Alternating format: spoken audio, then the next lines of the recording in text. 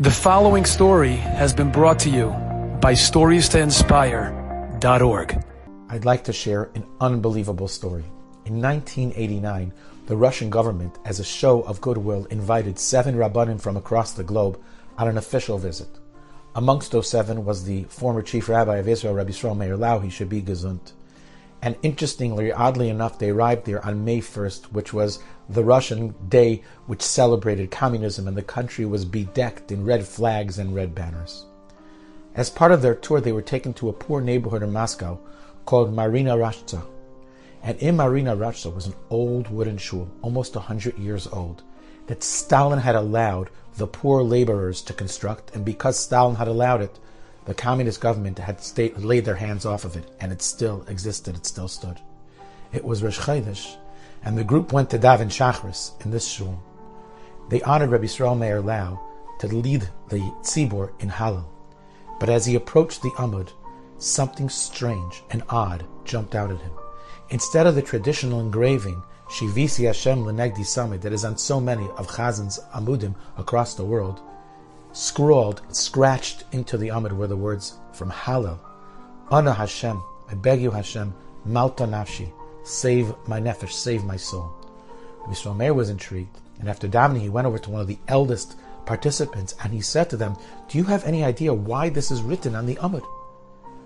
The fellow said, of course I know. He says, when this shul was first started, it was such difficult and tumultuous times, and we knew that we had a terrible, terrible, challenging period of time ahead of us. We wanted to remind ourselves that although the communists had the ability to take our guf, they could take our lives, they could exile us to Siberia, but at the same time there was one thing no one could take from us: our nefesh, our true identity, our nishmas elokim, our Jewish soul. So we scrolled into the Chazan's Amud the words Ana Hashem Malta Nafshi. Let's remember that there's one thing they can never take.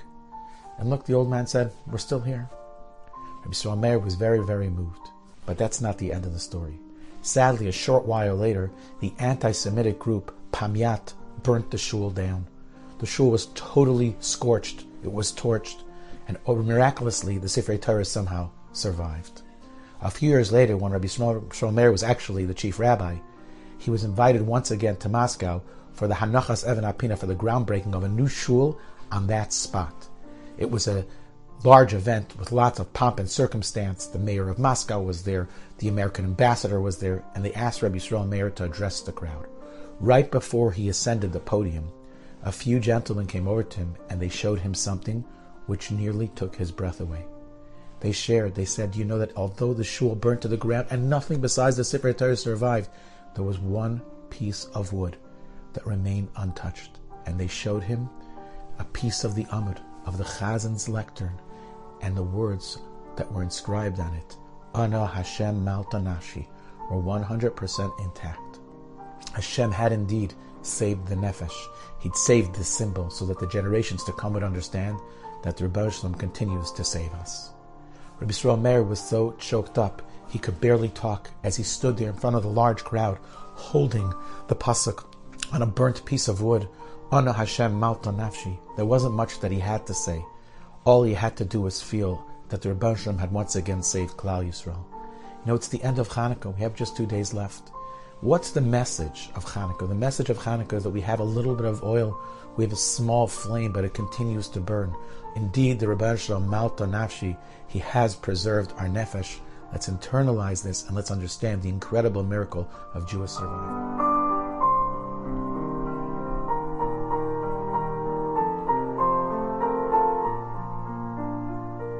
Enjoyed this story? Come again.